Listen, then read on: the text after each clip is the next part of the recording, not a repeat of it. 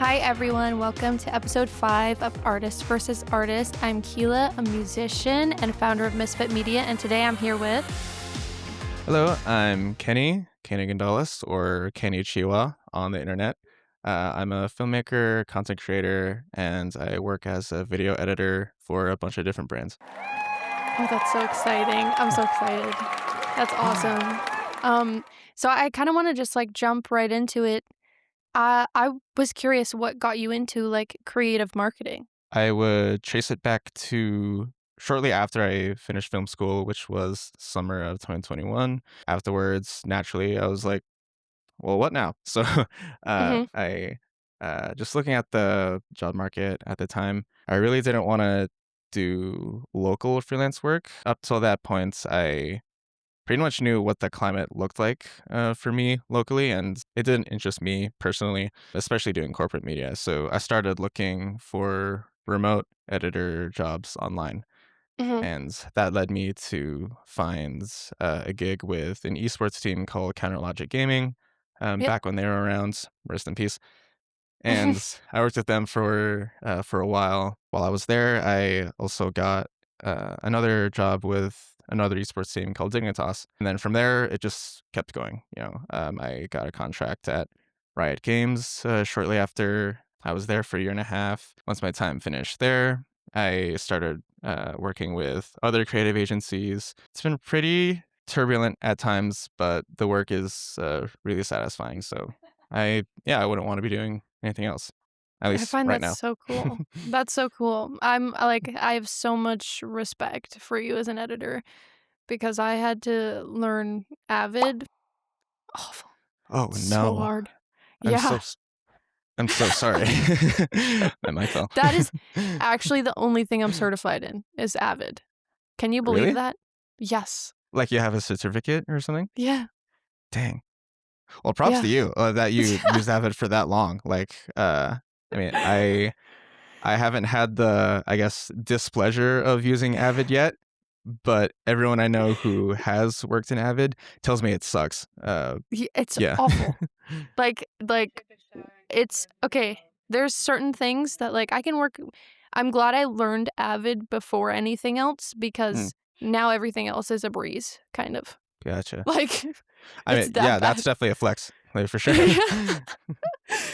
So I'm curious because I was on the opposite spectrum of editing. Like yours is creative, how do I say, video game edits. Mine is very slow paced, I feel like. Like hmm what I got certified for is film editing. Like Mm, what is it like editing in the video game industry, if you will? yeah. Well, there is for sure a different tonal shift, between, Mhm. I suppose, video game editing and narrative editing. As you mentioned, narrative editing is traditionally slower and is Mhm. much more instinctual for different reasons, of course. When it comes to narrative editing, it's much more of a flow state, I would say. Yeah, yeah. Because when you're cutting, say, a conversation, you're thinking to yourself, "Oh, it makes sense to cut here." But when Yeah, you the continuity, yeah. yeah. But if you were to shadow yourself and ask, why are you cutting there? I don't know. It Mhm. just makes sense. Versus editing for video games, it looks much more structured because, say, you're just cutting to music, or if you're cutting a hype reel, well, all this makes much more sense on paper because you're just cutting a bunch of footage that looks great and you're making the characters look badass. So yeah, I would say the biggest difference is really instinct. I I would see. say, or intent. I would say, yeah, if that makes Yeah, sense. so it's not as much as following a script kind of. Well, quite literally hmm following a script. Yeah. I meant that as a metaphor, and then I was like, wait, hold on. No, yeah, But no, yeah. you're not wrong. Narrative editing is still in the video game industry as well. If you're a cinematic cutter, it's basically the Mhm. same thing. As a film editor. But if I'm cutting, say, an esports hyperreel, the instinct changes very much. Yeah. I see. What particularly is your role within Cloud9? Because that's where you are currently, right? hmm Yeah. So my official title is video editor. Mhm. But I would expand it to content creator because I do a few other things as well. For one, I do a process that's called gameplay capture. For those of you watching that don't know, gameplay capture is present in pretty much all video game marketing you see. If you're watching a game trailer or a hype edit of some kind, and you see in-game footage of the characters moving around, that's gameplay capture. And Mhm. that's literally just the process of recording your screen as you're playing, or you're using an in-game capture tool to manipulate the camera in the game engine. I do that as well for Cloud9. Right now, I'm focusing on League of Legends content for Cloud9, so I'll play the match out afterward, save the replay, and then go into the game capture tool and manipulate the camera in there. And that's where my cinematographer instincts come in, because it's one thing to be able to play the game. You also have to have an eye for angles and Right. camera moves like tilt up, tilt down, dolly backward, Right. forward, crash zooms, and all that. Mhm. It's really fun, honestly. It's a craft that I'm relatively new to, but I feel like I'm gaining pretty great fluency in the more I use it. I actually just made my first gameplay capture reel not too long ago, and I went into a bunch of other games: Fortnite, Valorant, Marvel Rivals, Overwatch. They all have their own capture tools, and it's been a lot of fun. I guess this kinda goes, like, hand in hand with what we were just talking about. I'm sure, like, it's enjoyable to, like, play these games because you have to edit them too. hmm What is your favorite game to, like, edit? Definitely League of Legends. I have a really special place in my heart for League. It's one of the games I grew up playing. Mhm. No matter how in denial I am, or people in the League player base are of like admitting their love for the game, like I can say it now. Like I honestly love League of Legends. Sure, I've had a few like hiatuses with the game, Right. but I always come back to it. Not even just the game itself, just the whole League ecosystem, everything that surrounds it, like the artwork, the music. A lot of my best friends play League, and I've met a lot of people through playing as well. I mean, Yeah. hell, I worked at Riot, like forgot to say, like, uh, yeah, like it's all over me. What programs do you like to use, and what exactly does your editing process look like? And it could be for whatever project you want, because I know it's always different, hmm but tell me what your editing process looks like. I'll focus on how I do my content with Cloud9. And honestly, I feel like my process with a Cloud9 video is generally the same no matter what the video is that I'm doing. For a Cloud9 edit, first thing I do, I'll get the script from my producer, read that over line by line. Here I'm basically playing like script supervisor. And I'll Mhm. go, okay, so this action happens in this line, this action happens here. So mentally, I know what that will look like. So it says Right.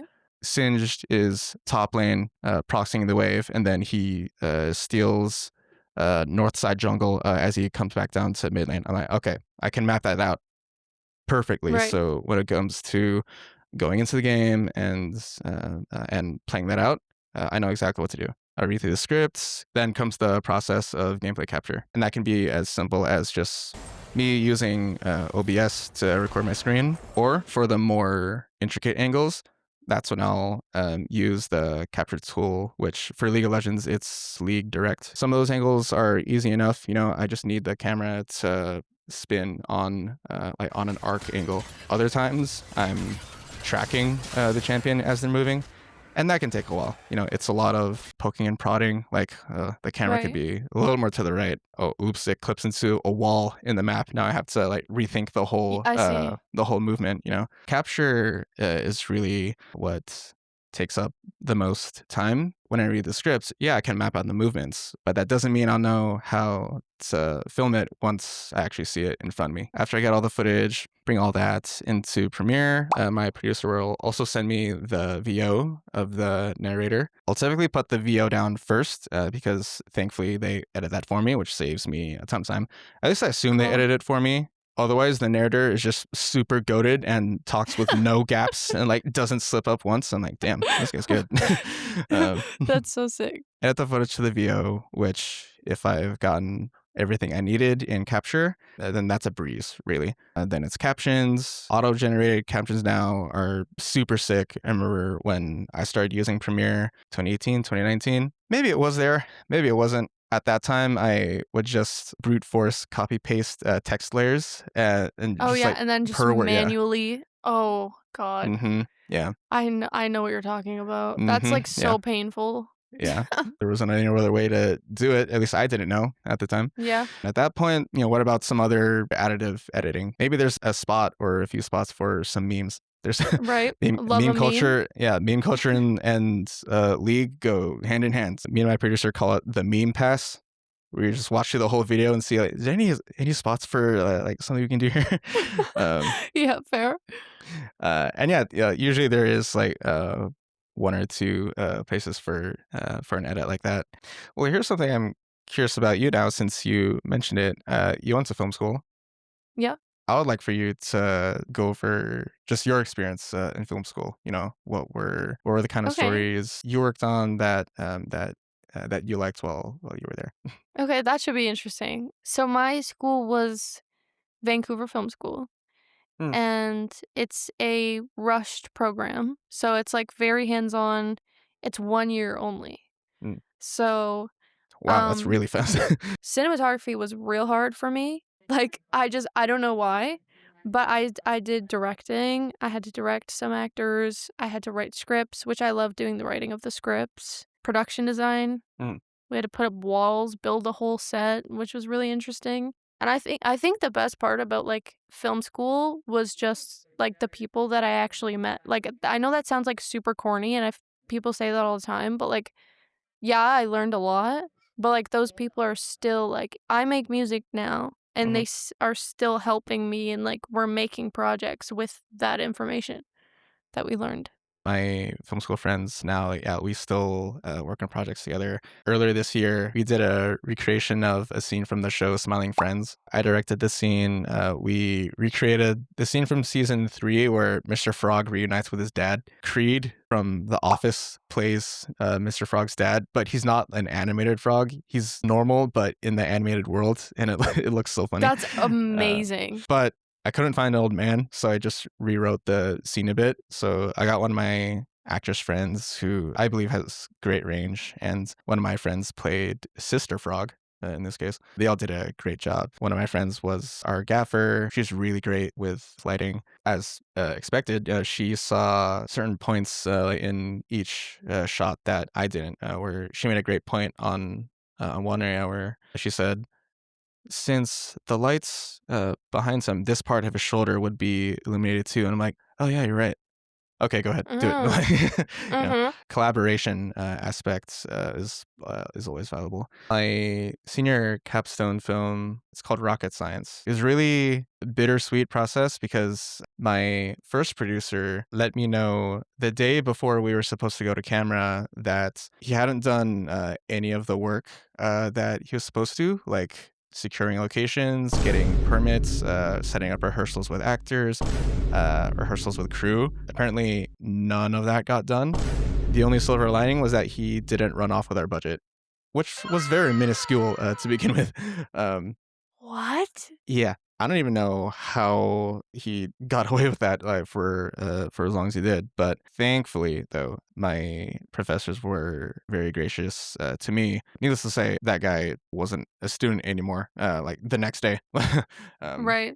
Yeah, that's crazy. yeah. Not doing Um, anything is crazy. Yeah, at least thankfully, like on my end, I did rehearsals with actors myself for I sure. I see. mean, especially Yeah, yeah. our choreography. There were a good chunk of like fight scenes in the movie. That's Um, awesome.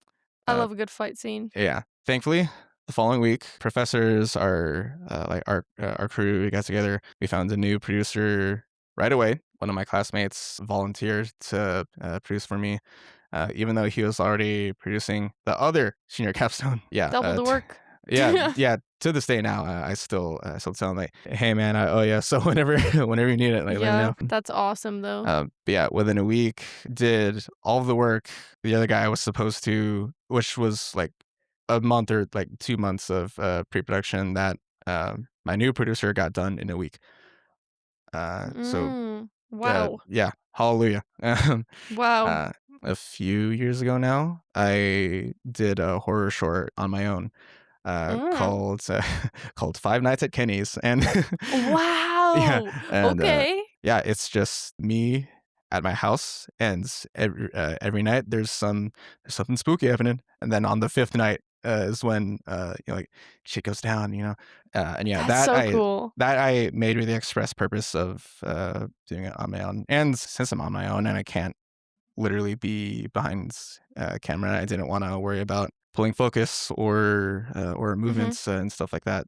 So that would mean I need a camera that autofocuses. Well, I'm not going to use my phone, but I do also want a specific look. So I used my mom's camcorder from 2000, and That's sick. it looks it really adds to the feel of it. Yeah. And yeah, that That's actually was perfect yeah, exactly. for, like, that vibe. Mhm. That's really cool. Um, yeah, even now, I still think about how fun that was to do. I didn't realize there's a scene where I shot in my backyard. I didn't realize until like a few days later there were thorns stuck in my hand just from like rolling in the like dirt and stuff. I'm like, oh, I gotta get those out.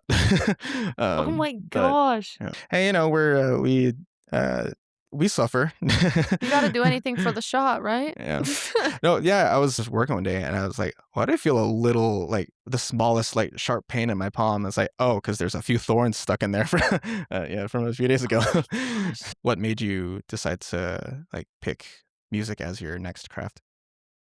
I think music had always been number 1, but I didn't think I realized that because I knew I wanted to do film. So I went to film school, but the consistent thing that I realized is, like, no matter how tired I was or, like, no matter how long the days were, I was always singing. Like, I was probably annoying the shit out of everybody, but, like, I just kept singing. And, like, when I couldn't, it felt like a loss. Like, I'm actually super annoying. Like, I'll be walking around the house just, like, belting. Like, I just do that. I just do that all day, Yeah. right? So, like, when I couldn't do that, I, like, got so depressed and, like, it felt like a loss, and I was like, "You know what? I love film. I love music." I guess music is easier to not easier, but, like, easier to promote on social media. Mm, mhm. So, like, I'm kind of selling me Yeah. first, right? As a musician. So I think music is leading and film is, like, music's twin in my head. I don't know, Mhm. evil twin, 'cause the all that's gonna come, but right now it's just music. Yeah. Does that make sense? I Yeah, think for sure. okay. Like it's another interest that like ran parallel to like something else you love. You just realize one day that yeah, you want to pursue the other one more. Thank you guys so much for watching this episode of Artist versus Artist. Make sure you go follow Kenny down below. Yeah, you can find me on Instagram as Kenny_Chiwa or on YouTube as Kenny Chiwa. And yeah, thank you so much for being here and thank you for this interview. Hmm. This was a lot of fun. Yeah, thank you. Thanks so much for having me. I really could keep talking forever, but uh, Me too. yeah. Thanks so much. Great to be here.